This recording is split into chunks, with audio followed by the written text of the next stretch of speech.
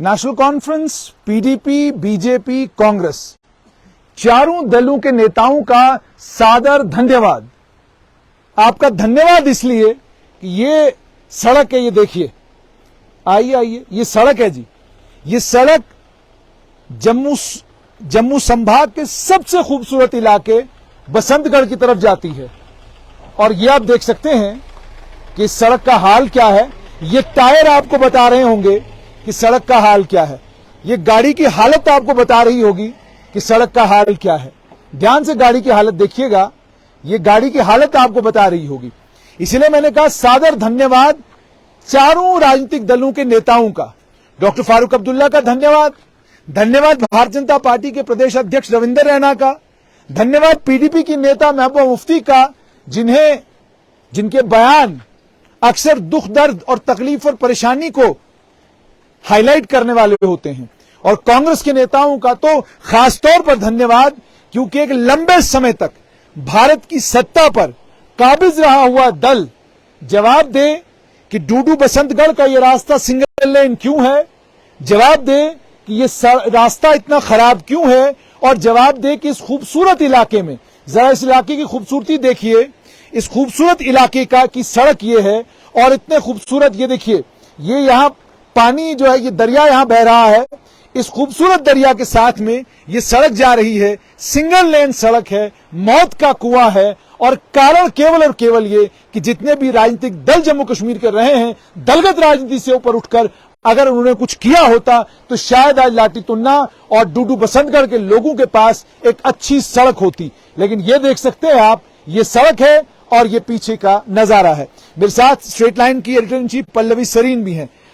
पल्लवी जी, सबसे पहले तो मुझे ये बताइए, आपने डोडा देखा, कश्मीर सारा आप देख चुकी हैं, आप इस डूडू बसंतगढ़ के इलाके में आई हैं इस समय, मुझे बताइए सड़क को देखकर एज अ स्टूडेंट और एज समवन फ्रॉम जम्मू क्या लग रहा है आपको? पहली चीज तो ये एक्सपीरियंस हो रही है कि अब समझ में आ रहा है कि जम्मू के लोग क्यों कहते हैं कि हमारे साथ भेदभाव हुआ है। आप मुगल रोड के ऊपर चले जाएं, खूबसूरत नजारा है, सड़क की कंडीशन ठीक नहीं है, वहां लोग डिमांड कर रहे हैं टनल बननी चाहिए, वहां पे रोड जो है वो 24/7 खुला होना चाहिए, पूरा साल खुला होना चाहिए, वो डिमांड पूरी नहीं की जा रही। और ये डूडू बसंतगढ़ का इलाका, मैं पहली बार इस इलाके में आ रही हूँ और इस इलाके की खूबसूरती देखते ही बनती है। जितनी खूबसूरत नजारा यहाँ का है, उसे देखकर जो है ये रियलाइज हो रहा है कि यहाँ तक तो 4 लेनिंग कब की कंप्लीट हो जानी चाहिए थी। जो टूरिज्म की बात बार बार सरकार कर रही है कि हम जम्मू कश्मीर में टूरिज्म को बढ़ावा देना चाहते हैं और इको टूरिज्म को बढ़ावा देना चाहते हैं, तो इससे बेटर स्पॉट तो मुझे नहीं लगता कि कोई है जिसे बढ़ावा दिया जा सकता है। आप बिल्कुल सामने नजारा देखें कि इतनी ग्रीनरी और इतना नेचुरल एटमॉस्फेयर यहाँ पर है। या मुझे लगता है सरकारों को लगा कि इस नेचुरल एटमॉस्फेयर में टांगे जैसी सड़क ही रहनी चाहिए, यहाँ पे गाड़ियां पहुंचनी ही नहीं चाहिए, यहाँ पे आप घोड़े खच्चरों के ऊपर आने चाहिए, तो जाकर जो है समझ में आता है कि आपने ये इस तरीके की सिंगल लेन सड़क जिसमें लुक का निशान कहीं नजर नहीं आता, ये क्यों रखी है यहाँ पर। पूरे रास्ते में एक ऐसा पैच नहीं देखने को मिला जिस पर गाड़ी सीधी चली हो, जिसपे जंप ना लगे हो, जिसमें खड्डे ना हो, जिसमें इस तरीके की हालत जो है वो सड़क की ना हो। पूरी सड़क के ऊपर आप जब चलते हैं तो आपको यही चीजें महसूस करने को मिलती हैं।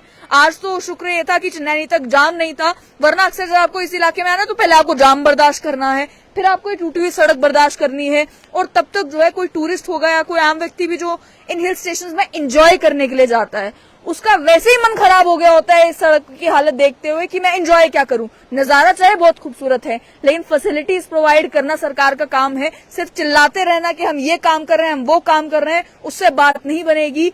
हैरानी इस बात की है कि ये कोई ऐसा इलाका तो है नहीं जिस इलाके के लोग वोट नहीं डालते, कि इस इलाके के लोग जो है वो कोई अपना नेता नहीं चुनते। ये इलाका वो है, सभी लोग जाते हैं, वोट भी डालते हैं, उसके बावजूद भी यहाँ लोगों को मिलता क्या है।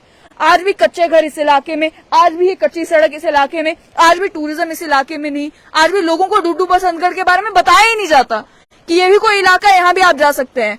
बस कहीं भी आप तस्वीरें देखो, गुलमर्ग, सोनमर्ग, उन सब पे बात खत्म, और ज्यादा से ज्यादा जम्मू इलाके का पत्नीटॉप एक मशहूर हो गया। उसके अलावा आप कोई इलाका बताना ही नहीं चाहते कि इतने खूबसूरत इलाके भी जम्मू रीजन में है। जैसे आपने कहा इलाकों की बात की, तो एक और चीज आपसे जानना चाहूंगा, वो नीचे का नजारा देखिए कि एक महिला अपने बच्चे के साथ वहां पर बैठी हुई है, और कितना खूबसूरत नजारा है कि ठंडा पानी है और ठंडे पानी का नजारा वो ले रहे हैं। पल्लवी जी, क्या आपको नहीं लगता कि जम्मू के लोग भी इस जो जून की जबरदस्त गर्मी है, इस गर्मी में ऐसी जगह पर आना चाहते हैं और इस ठंडे मौसम को एंजॉय करना चाहते हैं। ये भी एक्सपीरियंस करना चाहते हैं। दूसरा, ये जो छोटे छोटे जैसे यहाँ पे घर बने हुए हैं, ऐसे ही यहाँ पे हट्स बने हों और यहाँ पर आपको रहने का मौका मिले। आप जब सुबह उठें तो आपको ऐसी वादियां जो है वो सुबह सुबह पहली आपकी नजर जो है वो ऐसी खूबसूरत वादियों के ऊपर पड़े। सनराइज जो है वो आप इस इलाके से अगर एक्सपीरियंस करेंगे तो वो एक इस तरीके का मेमोरेबल पार्ट हो जाएगा आपकी जिंदगी का कि आप उसे कभी भुला नहीं पाएंगे। पल्लवी जी, आपको रोककर एक चीज और जानना चाहूंगा। वैली, बार बार हम जब कभी जम्मू का कोई नजारा दिखाते तो लोग कहते कि भाई वैली क्या होती है, आपको तो पता ही नहीं है। तो आप चूंकि you are well versed with literature and everything, इसी को वैली कहते हैं या इसके अलावा वैली कुछ होती है? जो हमने इससे पहले थोड़े दृश्य दिखाए वो वैली है। ये आपकी स्ट्रीम्स हैं, ये आपकी मेडोज हैं, आपके हर एक तरीके का लैंडस्केप जो है वो आपको जम्मू रीजन में यहाँ इस पूरे इलाके में एक्सपीरियंस करने को मिलेगा। आप ये पेड़ जो यहाँ पर देखेंगे, वो पेड़ों को देखकर ही कई सारे लोग जो है बता पाएंगे कि कितना ठंडा इलाका है, कि ये वो पेड़ है जो आपके मैक्सिमम जो है वो ठंडे इलाके में ही देखने को मिलते हैं, जो सामने आप वो देख रहे हैं। उसके अलावा ये जो आप पानी बहता हुआ देख रहे हैं, यहीं से आप, अगर वो बच्चा इस समय यहाँ पर एंजॉय कर रहा है तो आपको समझ में आ रहा है कि पानी यहाँ पर कितना ठंडा यहाँ पर होगा। और आप इस इलाके में जब आएंगे तो आपको यही महसूस होगा कि यही एक्सपीरियंस करने के लिए तो हम कश्मीर जाते हैं, यही चीजें चल जात बसंतगढ़ में है और हम यहाँ पहुंच नहीं पाते। मेरे साथ एक और साथी हैं,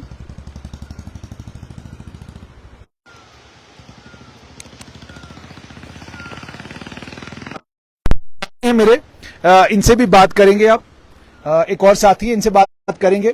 मेरे साथ नितिश है। नितिश, तुम्हारा पहला experience as a young man from Jammu, क्या कहोगे इलाके को? सर, लोग पागल है मनाली जाने के लिए, शिमला जाने के लिए, वहाँ पे 6-6 घंटे 10-10 घंटे वेट करने के लिए। हमारे पास यहाँ पे इतनी प्यारी ब्यूटी है, इतना मतलब ठंडा इलाका है, सब कुछ है हमारे पास, पर हम फिर भी बेवकूफों की तरह हिमाचल जा रहे हैं क्योंकि हमें बताया ही नहीं गया। टूरिज्म डिपार्टमेंट की भी मैं एक गलती बेवकूफी मानता हूँ। उनको भी सर थोड़ा सा होश में आना चाहिए और इसको प्रमोट करना चाहिए। सिर्फ प्रमोट किसको करते हैं भाई? कुद कर दिया, पटनी टॉप कर दिया।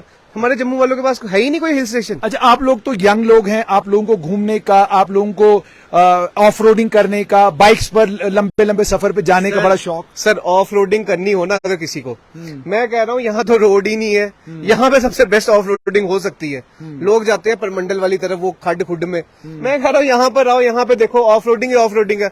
मैं गाड़ी लेके चलाकर आया हूँ, मुझे पता जो मेरे अंदर से हिल गया हूँ पूरा। सर, बुरा हाल है। बुरी हाल। अब जो बार बार कहा जाता है कि जम्मू के साथ भेदभाव हुआ और उसको लेकर अलग अलग तरह के डिटेल्स, अलग अलग तरह का डाटा पेश किया जाता है और कहा जाता है कि भेदभाव नहीं हुआ है, but as a young man you are seeing this. पहले मैं सोचता था शायद यार ये ऐसे बेवकूफ हैं, बोलते रहते हैं, क्या जम्मू वालों कश्मीर वालों को सेम मिल रहा है। रियलिटी तब पता चलती है जब अपने घर से बाहर निकल के, सिटी से बाहर निकल के आप दूर दराज के इलाके में आते हो। जैसे मैं अभी इस समय आया हूँ, यहाँ पर लाटी वाली तरफ है, हम अभी डुडू की तरफ, बसंतगढ़ की तरफ जा रहे हैं। सर, जो हालत है यहाँ की वो देखने लायक। अब पता चल रहा है क्यों रोते रहती है दुनिया की भेदभाव हो रहा है जम्मू के साथ। कश्मीर वाले को ज्यादा दिया जाता है, जम्मू वालों को कम। अब समझ आ रही है। सर, कम से कम शर्म आनी चाहिए गवर्नमेंट को। यहाँ अच्छी सी लुक डाली जाए, ऐसे 4 लेन छोड़ो, 2 गाड़ियों के आने जाने का ही बन जो जाए। 1 लेन है उसी को वो क्या कहते हैं, आप मैक्सिमाइज कर दो। इसी को बना दो ना, तो भी लोग खुश हो जाएंगे। मैं कह रहा हूँ सर, हमारे पास सब कुछ है। बेवकूफी हमारी ये है कि हमारे ऊपर जो बैठे हैं वो बेवकूफ हैं। उन्हें लगता है, आप जैसे जो नेतृत्व भी यहाँ का रहा होगा, उसकी भी ये जिम्मेदारी बनती थी कि उन्हें इंश्योर करना चाहिए था कि यहाँ रास्ते बड़े खूबसूरत होते ताकि लोग इन लोकल्स को एंजॉय कर पाते। बिल्कुल सर, होना चाहिए था ऐसा कुछ, बट उन्होंने किया नहीं, प्रमोट नहीं किया। और मीडिया भी हमारा सर जम्मू का, मैं एक चीज बोलूंगा, स्टेट लाइन ने एक इनिशिएटिव लिया, बाहर आए। आपने कितने मीडिया वाले देखे हैं जो डुडू बसंतगढ़ या लाटी में आके इसको प्रमोट कर रहे हैं, या इसकी असलियत दिखा रहे हैं दुनिया। तो आपने सुन लिया कि साफ तौर पर यंगर जनरेशन का ये कहना है कि जो भेदभाव की बात हम सुनते हैं, वो भेदभाव उसमें सच कितना है उसका पता आपको इन इलाकों में आकर चलता है। तो डुडू बसंतगढ़ में स्टेट लाइन की टीम है और साथ ही में ये कि पंचैरी गए, पंचैरी बहुत खूबसूरत जगह, वहां पर भी रास्ते का यही हाल। आज डुडू बसंतगढ़ आए हैं, यहाँ पर भी रास्ते का वही हाल। कल किसी और जगह जाएंगे, बन्नी बसोली जाएंगे, वहां पर भी हमें पता चल जाएगा डेवलपमेंट, विकास वहां कितना पहुंचा है, पैदल चल के पहुंचा है या भागते भागते पहुंचा है।